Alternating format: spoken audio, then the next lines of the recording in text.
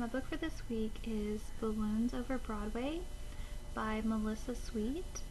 It was published in 2011 and won the Orbis Pictus Award in 2012. This is actually a great book for the time of year that it is, because this book is about the Macy's parade and how that came about.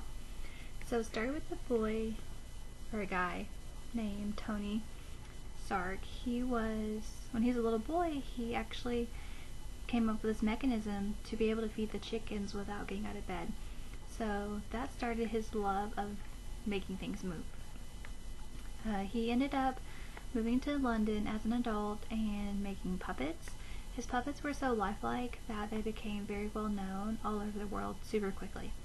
He then moved to New York, where he actually performed on Broadway with his puppets. While that was going on, he was actually contacted by Macy's because they wanted him to create a huge window display for them. After he created that display, they actually hired him to help them put together a parade. Most of their workers were immigrants, and they missed their activities of their home countries. So the first Macy's Day Parade took place on Thanksgiving in 1924. The first parade basically just consisted of floats that were pulled by horses, and they had animals from the Central Park Zoo in it as well. So the next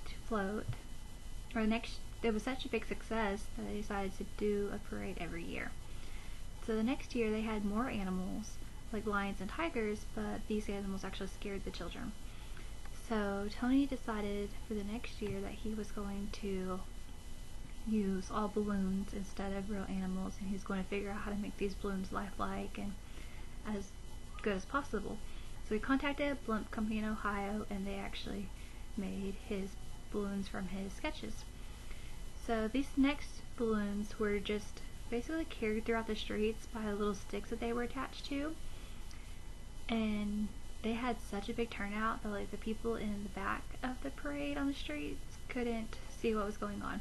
So then Tony realized that he needs to raise the balloons up higher, that way everybody can see. So then he decides to have his balloons made out of rubberized silk and to fill them with air and helium, that way they can rise up. So that's how they ended up having their balloons float up in the sky, that way they were high enough for everybody to see. And the rope holders just walk around holding the ropes as the balloons are in the sky, and they walk through the streets for the Macy parade. So it was actually really nice to read this book, because as a child I watched the parade, but I've never known the history around it. And it's also really beneficial to read that, someone's small accomplishment, just kept growing greater and greater and kept turning into something bigger and bigger.